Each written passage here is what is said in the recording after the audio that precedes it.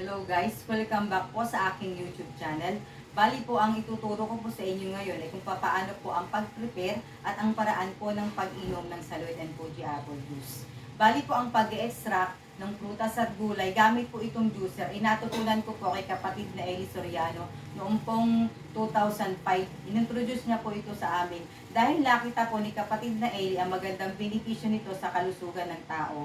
Bali kung kayo po ay nagpapababa po ng inyong creatinine o nagpapababa po kayo ng uric acid, ng sugar sa inyo pong dugo, ay maganda po na uminom po tayo ng Saluid and Fuji apple juice.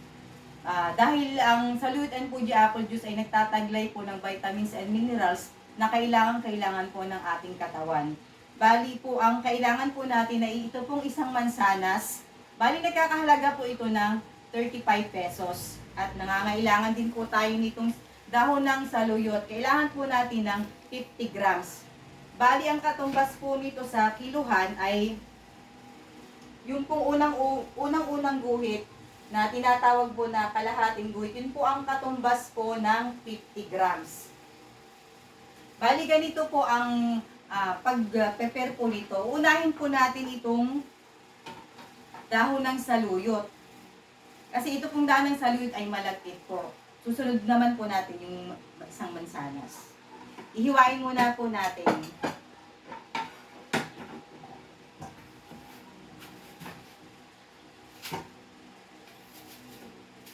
Bali may tinuruan po ako dito po sa Binangonan.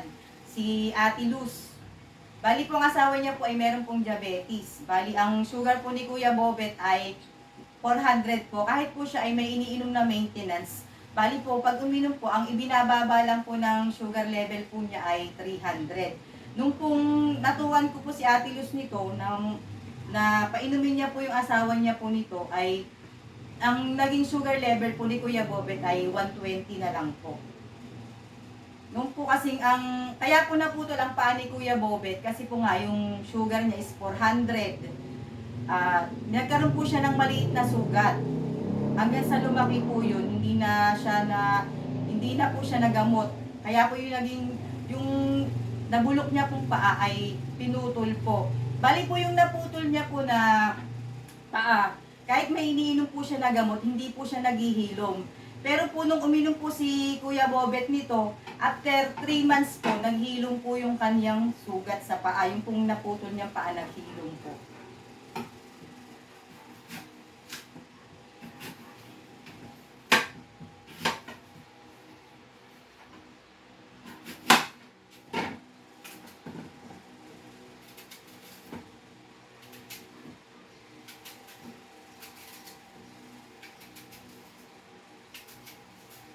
Bali po itong Saluid and Fuji apple juice, iniinom po ito bago po kumain ng umagahan at saka po ng hapunan.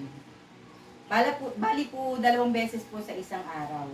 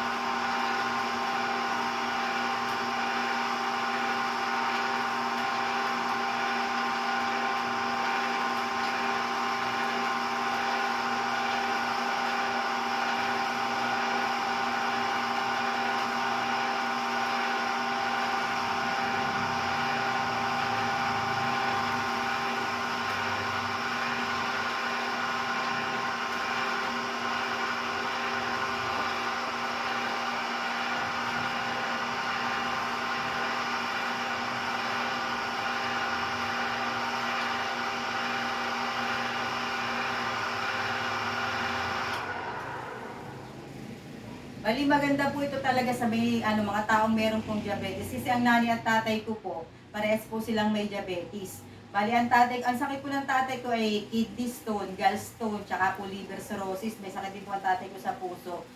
Nung pong painumin ko po ang tatay ko nito, after po 1 week, ay natunaw po yung kidney stone ng tatay ko at saka po yung kanyang gallstone. After 8 months naman po, yung liver cirrhosis ng tatay ko, na-clear po siya ng doktor. Ang nanay ko naman po, yung kanyang pagka po daling araw, ang nanay ko sumisigaw kasi yung mga daliri niya po sa paa, para pong kinukot-kot, hindi niya maintindihan, sobrang masakit. Nung painumin ko po ang nanay ko po nito, ng Salute and Fuji Apple Juice, po yun naalis na po sa nanay ko. Tapos yung sugar niya, umayos na rin po. Ang paa po ng tatay ko maitim. Nung painumin ko po siya nito ay naglight po yung mga maitim niya po sa paa, naglayo-layo. Tapos po siya, naaalis po yung mga itim-itim. Kaya lang po, pag tumigil po siya ng pag-inom nito, yung pong mga natirang maitim, yung pong mga natira na naglight, iitim po uli siya kapag hindi po siya naka-continuous po ng pag-inom po nito. Bali, ganito lang po kadali po ang pag-prepare po nito. Maganda rin po ito sa may mga UTI. Kasi ang anak ko po, 8 times po siyang na UTI. Ito po yung ginamot ko sa anak ko, tsaka po yung orange. Maganda po, pati po yung, tsaka po pipino. Natanggal po yung lagnat ng anak ko, tsaka po halos magto 2 years na po siyang hindi sinusumpong dahil po sa pagpapainom ko po nitong Salute and Fuji Apple Juice. Sana po ay may natutunan po kayo ngayon sa aking itinuro. Maraming pong salamat sa Diyos.